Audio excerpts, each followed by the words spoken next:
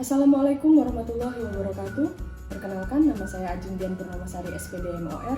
Saya merupakan dosen di Prodi Pendidikan Jasmani, Fakultas Ilmu Kesehatan, Universitas Jenderal Sudirman. Pada kesempatan kali ini saya berterima kasih telah diberikan waktu untuk menyampaikan video sebagai pemenuhan dokumen pernyataan diri dosen berupa unjuk kerja Tridharma Perguruan Tinggi dalam rangka sertifikasi dosen tahun 2022. Video ini akan menjabarkan tentang salah satu mata kuliah yang saya ampu, yaitu mata kuliah Psikologi Olahraga. Psikologi Olahraga merupakan mata kuliah dengan bobot 2 SKS, di mana mata kuliah ini mempelajari pengertian dan sejarah psikologi olahraga, aspek kajian, fungsi dan peran psikologi olahraga, mengenal tentang keunikan individu, ID, ego, dan superego sebagai pembentuk kepribadian, motivasi, kepercayaan diri, self-efficacy, trauma, kecemasan, stres, pengenalan psikometri, dan instrumen pengukuran macam-macam aspek psikologi, mempelajari tentang kasus rujukan medik secara psikologis, dan latihan peningkatan serta pengenalan latihan imagery. Mata kuliah ini akan terdiri dari 16 kali pertemuan dengan rincian. Pada minggu pertama adalah pengantar perkuliahan psikologi olahraga, di mana di dalamnya akan membahas tentang pengertian dan sejarah psikologi olahraga. Minggu kedua, aspek, kajian, fungsi, dan peran psikologi. Minggu ketiga dan empat, mengenali individu, ID, ego, superego, dan perkembangan kepribadian. Minggu kelima, motivasi dan kepercayaan diri, self-efficacy. Minggu keenam, kecerdasan emosional. Minggu ketujuh, trauma, kecemasan, depresi, dan stres. Minggu kedelapan, ujian tengah semester dengan materi uji pertemuan 1 sampai pertemuan ke-7. Minggu ke-9, psikometri, pengenalan pengukuran depresi dan kecemasan dengan instrumen Hamilton Depression Rating Scale. Minggu ke-10 dan 11 adalah pengukuran kepribadian dengan instrumen Enneagram Test dan kecerdasan emosional dengan Goleman IQ Test pada atlet. Minggu ke-12 akan ada paparan hasil pengukuran kepribadian dan kecerdasan emosional. Minggu ke-13 dan 14 adalah analisis kasus yang mungkin dirujuk secara medis dan juga pengenalan latihan untuk peningkatan, yaitu latihan imagery. Minggu ke-15 role play latihan imagery, dan minggu ke-16 adalah ujian akhir semester dengan materi uji adalah pertemuan 9 sampai pertemuan 15. Untuk referensi yang digunakan dalam pembelajaran psikologi olahraga ini diantaranya adalah buku Psikologi Olahraga yang dituliskan oleh Komarudin, Ari Wibowo, Kemal Firdaus, kemudian buku Kecerdasan Emosional yang ditulis oleh Daniel Goleman, buku Handbook of Psychological Assessment yang ditulis oleh Gary Grothman, kemudian buku Psikologi Perkembangan yang ditulis oleh Elizabeth Harlock, jurnal-jurnal tentang aspek psikologi, serta website penyedia instrumen asesmen psikis secara online. Untuk metode pertemuan pembelajaran di mata kuliah ini menggunakan sistem sinkronus dan asinkronus, di mana sistem sinkronus pertemuan secara real time, daring menggunakan Zoom dan juga Google Meeting, sedangkan untuk luring di kelas dijalani dengan protokol kesehatan yang ketat. Merupakan sebuah pengalaman yang luar biasa karena dalam perjalanannya mata kuliah ini berada di antara perpindahan pandemi COVID-19 ke endemi COVID-19. Selain itu, juga didukung oleh metode asinkronus dengan menggunakan platform yang diberi nama Eldiru yang keseluruhannya disediakan oleh Universitas Jenderal Sudirman untuk proses pembelajaran tetap berjalan baik. Sedangkan dalam proses transfer ilmu di dalam proses pembelajaran sendiri, menggunakan metode ceramah, komando, diskusi atau presentasi, belajar mandiri, belajar dengan berbasis project, serta role play. Selanjutnya dalam proses assessment menggunakan penilaian yang terdiri dari bobot keaktifan, penugasan, laporan hasil project, pemaparan hasil project di kelas, peer assessment atau penilaian antar teman, UTS, UAS, yang seluruhnya sudah disepakati terlebih dahulu oleh tim teaching dan juga mahasiswa dalam proses kontrak pembelajaran. Berikut ini saya akan tayangkan proses pembelajaran pada pertemuan 10 dengan materi psikometri, pengukuran kepribadian dengan Enneagram Test, dan pengukuran emosional quotient dengan Goleman IQ Test. Oke, baik. Assalamualaikum warahmatullahi wabarakatuh. Waalaikumsalam warahmatullahi wabarakatuh. Ya, selamat datang di kelas sport psikologi. Untuk pertama kali sepertinya ya kita luring. Betul nggak? Ingat kan wajah saya? Selama ini ngeliatnya di Zoom ya? Sama-sama. Ya, oke. Hari ini lebih samar karena pakai masker. Ya, kita hari ini kuliah di pertemuan ke-11. Alhamdulillahnya kita antara pandemi sudah jadi endemi ya. Jadi bisa merasakan kuliah tidak di depan laptop. Oke, mempersingkat waktu, hari ini kita akan mempelajari di pertemuan 11 ya tentang pengukuran kepribadian dan kecerdasan emosional. Kemarin kita sudah belajar tentang apa itu tipe-tipe kepribadian, apa itu emosi, sudah ya, sudah paham semua ya. Oke, nah untuk capaian hari ini itu adalah mahasiswa mampu melakukan pengukuran atau psikometri pada kepribadian dengan instrumen namanya Enneagram. Enneagram ini apa nanti kita bahas. Kemudian yang kedua adalah kecerdasan emosional dengan teorinya Goleman test. Oke, teori kepribadian sedikit mengulas mengingat karena ini kalau tidak salah di pertemuan berapa ya? Pertemuan ke-3 atau 4 begitu ya. Nah, ingat tokohnya siapa? Sigmund Freud ya. Kemudian dia berbicara tentang ini, cara seseorang bereaksi dan berinteraksi terhadap individu lain dengan didasari oleh 3 hal, yaitu ID, ego, dan superego. Ingat ya?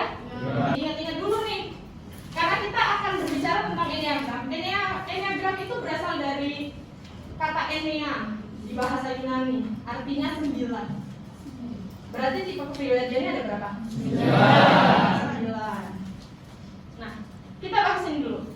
Kepribadian dapat dinilai sebagai suatu acuan mengkategorikan seseorang, meskipun terkadang dapat berubah atau berkembang sesuai usia, situasi, dan perubahan lingkungan sekitar yang mempengaruhi kehidupan seorang, tetapi beberapa pengembangan karakter kepribadian akan dinilai dominan, berkembang, dan menjadi tipe kepribadian seseorang. Ini kata kunci, bahwa nanti ketika kamu mengukur itu akan ada perbedaan mungkin antara sekali ngukur, 2 kali ngukur, 3 kali ngukur. Karena apa? Instrumennya sama, orangnya sudah hafal pertanyaannya. Jadi sebisa mungkin nanti ini kata kunci ini harus dipegang terus. Dan setiap usia pendewasaan kepribadiannya akan berubah, ya. Tapi ingat, di sini kata-katanya adalah dinilai dominan, berkembang. Berarti yang dominan apa aja? Oke, tipe kepribadian. Kita masuk ke sini supaya cepat, nanti kita harus mempelajari tentang instrumennya. Doreen Chapiso yang dikembangkan oleh Russ Hudson ini berbicara tentang ini. Ada 9 kan? Betul nggak? Ada 9. Yang pertama apa? Idealis. Yang kedua? Giver atau helper. Kemudian ada yang performer atau achiever. Ada yang romantik, tapi individualis ya. Ada observer, investigator, skeptik, loyalis. Ada yang secure, ada yang antusias, protector atau challenger, dan mediator atau peacemaker. Oke. Nah, ini contohnya instrumennya. Kalau dia ditulis dalam kertas, ini dalam kertas. Siapa yang mau mengerjakan instrumennya dalam kertas? Diam semua. Kenapa? Ngitungnya males, Bu. Iya betul. Iya, tapi saya mau kalian tahu dulu ya. Di sini ada tulisan skala nih, kolom ratingnya. Nah, menggambarkan skala 0 sampai 3 di mana 0 tidak sama sekali, 1 agak, 2 cukup, 3 sangat baik. Nah, ini ya. Nanti ada 3 ke kanan, ada 3 ke kiri. Nah, yang ke kiri itu berarti menuju tidak setuju, ya. Nah, saya akan memberikan contoh lagi itu yang sudah pengembangan dari ini, dan perhitungannya akan otomatis. Nah, tapi bijaksananya kalian harus tahu nih kuncinya. Alat yang digunakan hanya kalkulator. Alat yang digunakan hanya kalkulator. Yang penggunanya harus bijak, ya, harus paham dapatnya dari mana. Awalnya seperti ini ya. Jadi ada skala. Nah, dan pengembangannya itu sudah tahapnya sekarang. Jadi ada perbedaan sedikit. Nah, instrumen kecerdasan emosi. Ini dia. Ada 2. Siapa yang mau mengerjakan pakai kertas? Giliran begini diam semua. Karena Bu aja sudah ngomong, ada Bu yang lebih gampang gitu ya. Oke, memang sekarang itu zamannya yang canggih-canggih, harus berkolaborasi dengan teknologi. Oke, sip. Nah, Eki, personal domain self assessment. Ini dia akan menilai dirinya dulu sendiri. Personalnya dulu, mengenali emosi atau tidak. Ada yang bisa mengartikan? Oh, pakai bahasa Inggris. Oke, belajar bahasa internasional dong, gitu ya. Kemudian yang selanjutnya adalah Eki relational domain self assessment. Sampai sini ada pertanyaan nggak? Belum. Nggak ada yang nanya, Bu. Itu kalau pakai bahasa Inggris di Indonesia ini valid atau tidak, Bu? Oh iya. Nggak mikir sampai situ, kenapa? Belum belajar metodologi ya? Belum. Oke, berarti pulang mungkin nanti. Salah satu hal yang perlu dipelajari adalah mencari referensi yang ngasih tahu berapa sih tingkat validitasnya ini. Banyak kok searching. Banyak bisa kasih tahu, tapi nggak bisa menstimulus kalian untuk belajar kan? Betul? Betul apa betul? Yeah. Nah, nih dari dari dua ini nanti akan dihitung berapa angkanya, ya. Oke, lanjut. Instrumen kepribadian dan kecerdasan emosi X teknologi. Wow, apa ini gitu ya? Nah, semuanya punya handphone? Please open realme.com. Buka realme.com. Ya, ibu buka juga.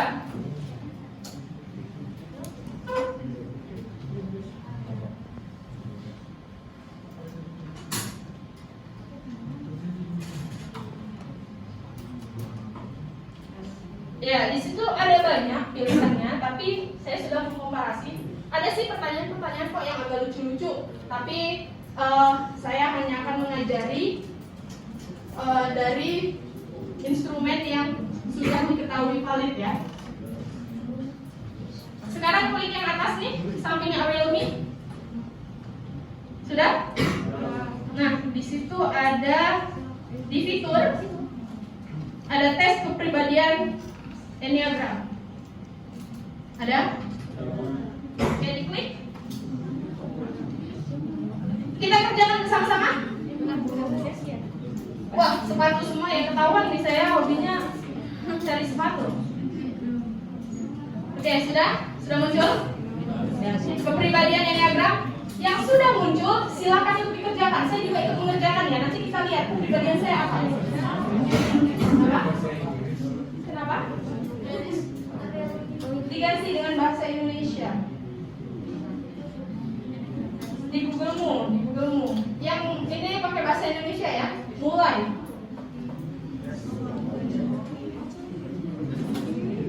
Enneagram adalah sistem psikologi yang mengklasifikasikan kepribadian manusia menjadi berbagai jenis yang saling berhubungan. Ya, kita kerjakan. Yang sudah mengerjakan silakan. Nggak ada waktunya kok.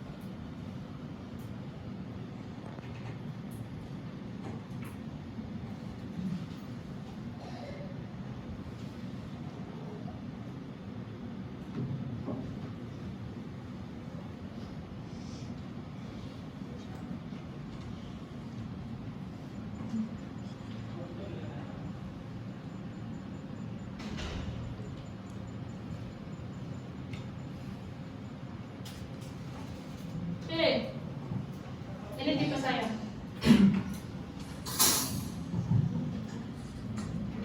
Bisa lihat? Oke, saya turunkan sedikit.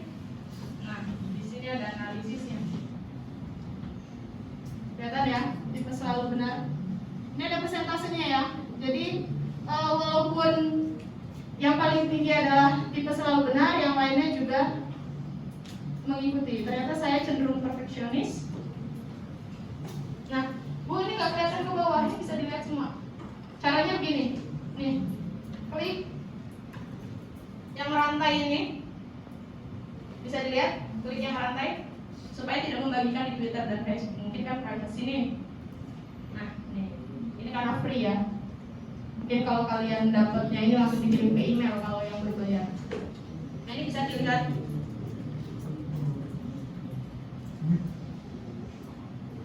Bahkan di sini itu ada tipe di bawah nih muncul ada MBTI.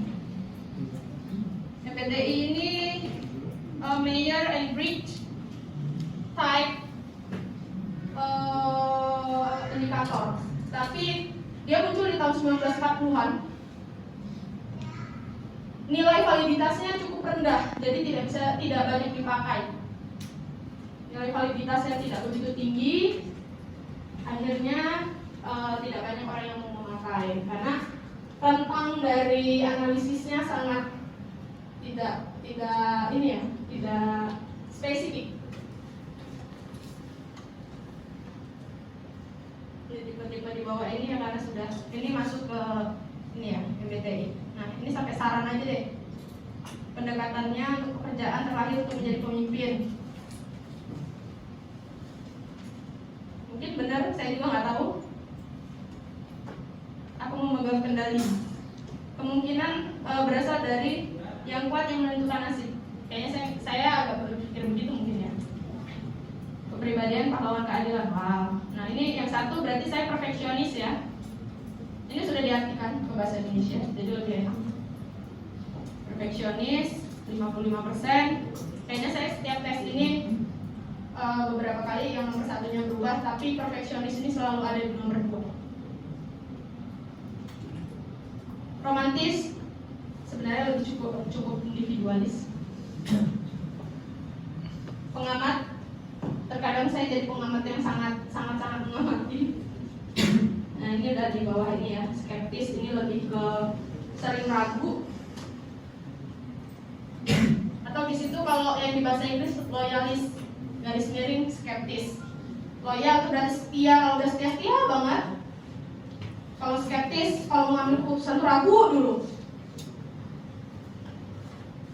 Pionir, orang yang selalu membuat ide baru. Kemudian pembawa damai itu tadi peacemaker dan ringan tangan. Juga peraih prestasi. Saya memang bukan tipikal orang yang mengejar prestasi biasanya. Ini peraih prestasi itu selalu jadi nomor terakhir.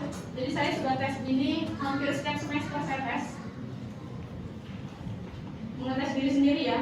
Bila saya sudah lupa soalnya. Ada yang sudah dapat? Dirinya mau memberikan contekan ke saya? Boleh nggak, Matius? Boleh, Bu. Boleh. Wah, kayaknya cocok memang. Hah? Iya, anak Tuhan selalu bawa damai ya? Iya. Cocok? Sip, harus seperti itu terus ya? Siap, Bu. Yang lain ada yang mau berbagi? Belum selesai, Bu, susah nih soalnya, Bu. Ya, agak cepat yuk, abis ini kita membahas tentang emotional quotient. Saya kebiasaan quotient itu pertanyaan. Emotional quotient.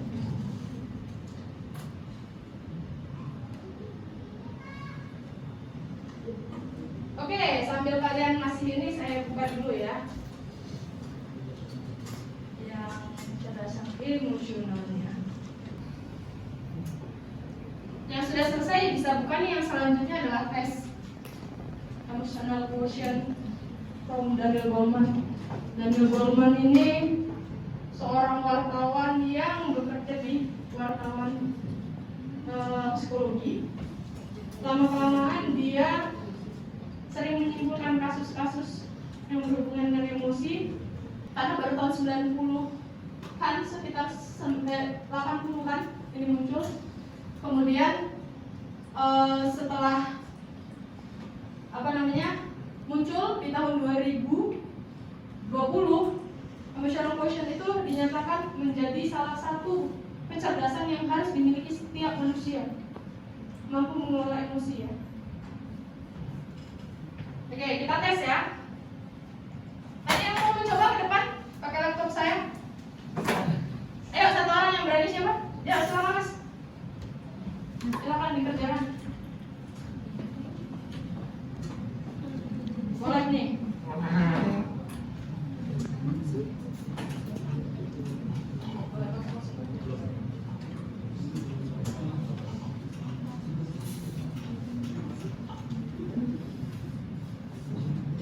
Serius sekali ini boleh nggak dilihat sama teman-teman ya hasilnya? Nggak apa-apa. Oke.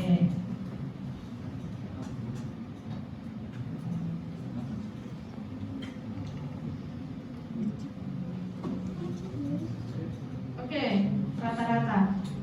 Mungkin kurang mat juga ya pengerjaannya. Oke. Dia akan muncul kalau di sini langsung rank. Dia bisa rata-rata, baik, sangat baik untuk kecerdasannya ya. Itu pengkategoriannya berbeda dengan yang tadi berapa persen. Kategorinya adalah sangat baik, baik, rata-rata, kurang, sangat kurang. Kita masuk ke ini tugas PJBL. Di materi kali ini itu kita PJBL. Kita sepakati dulu untuk PJBL-nya.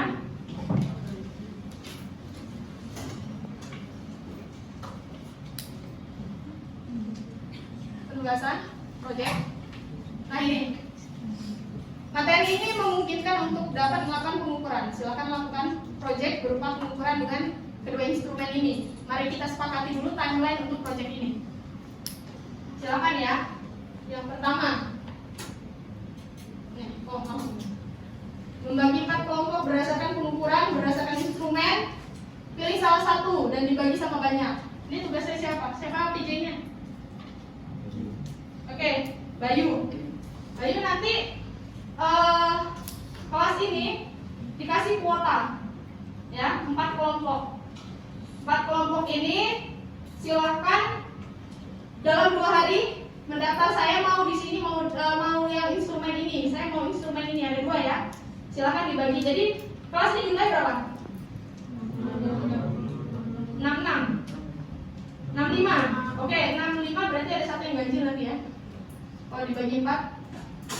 Nah, kamu ini dulu bagi sama rata dulu. Yang 1 selipkan boleh di kelompok 1, 2, atau 3. Didaftar. Kalau sudah penuh berarti harus di kelompok sekian selanjutnya. Itu ya. Paham? Yang lainnya paham? Daftarnya ke sini. Daftarnya ke Bayu. Bayu berarti dalam 2 hari bisa menyerahkan data kelompoknya. Nah, sekarang kita sepakati yang kedua. Sepakat ya? Membagi pengukuran pada kecabangan olahraga yang berbeda. Jadi 4 itu harus mengukur di kecabangan yang berbeda, cabang olahraga.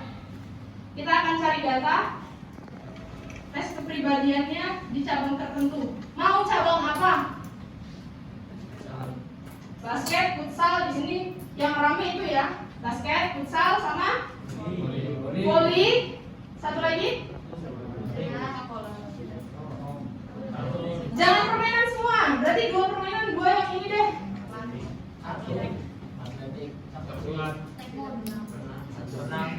Bingung. Ayo. Yang setuju bela diri.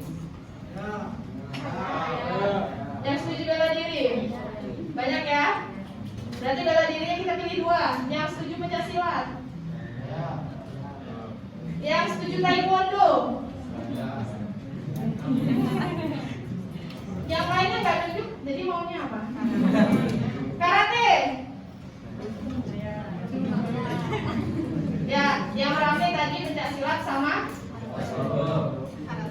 taekwondo. Ya, 2 taekwondo. Berarti yang olahraga bergu. Basket, siapa yang mau basket? Siapa yang setuju basket yang kita ukur?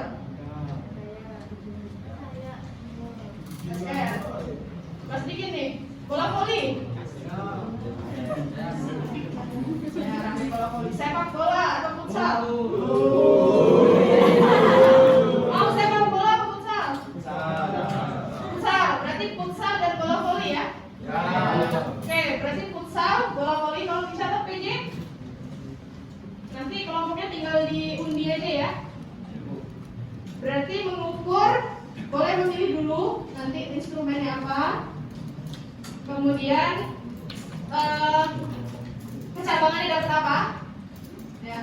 Kalau mau ganti satu kelompok harus 7 semua. Kalau mau ganti kecabangan, tapi kalau kecabangannya tadinya individu tetap individu. Supaya nanti kita bisa komparasi hasilnya antara kepribadian atau antara kecerdasan emosional yang individu dengan yang kelompok. Kita lihat hasilnya karena biasanya gini. Kemarin saya menyampaikan kan ada perbedaan relationship seorang yang biasa di olahraga yang individu dengan yang nah, kemudian saya PR kan suatu saat kita akan lihat, nah disinilah titiknya. Titiknya bisa melihat itu. Menarik kan? Itu bisa jadi satu penelitian loh. Bisa jadi satu hasil riset pengembangan pembelajaran saat ini. Hasilnya. Jadi hasil karyanya kelas ini. Proyeknya ya. Setuju? Nah, menentukan jumlah responden mau berapa? Kebanyakan enggak, satu kelompok 50. Kan berarti satu kelompok sekitar 15 lebih dikit. Nah, 15 lebih 51 apa? 16 ya. 16 ada yang 17. 20. Satu instrumen aja kok. Jadi salah satu pilih satu instrumen. Berapa? 15 ya. Yang sisanya menganalisis nanti mengakomodir hasil ya. Setuju? Oke. Pengumpulan tugasnya. Deadline pengumpulan tugasnya. Materi ini saya kasih waktu minggu depan masih boleh pengambilan, minggu depannya lagi kita presentasi. Siap?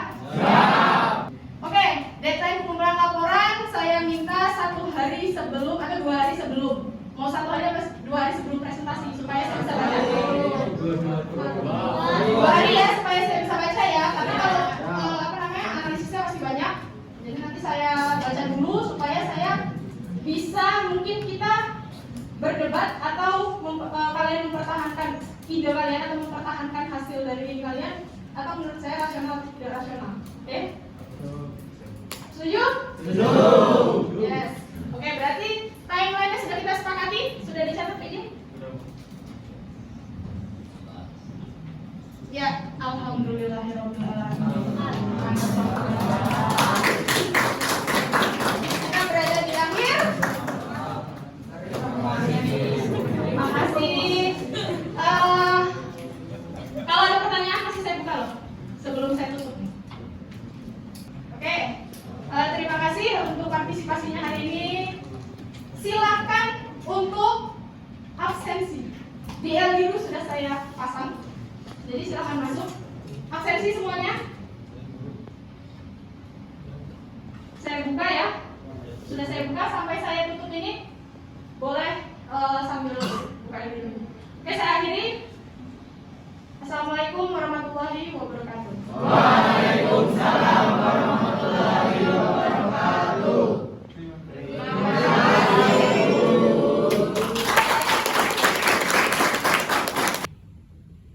Demikian video pernyataan diri dosen berupa unjuk kerja Tridharma Perguruan Tinggi ini. Semoga bermanfaat. Saya akhiri. Assalamualaikum warahmatullahi wabarakatuh.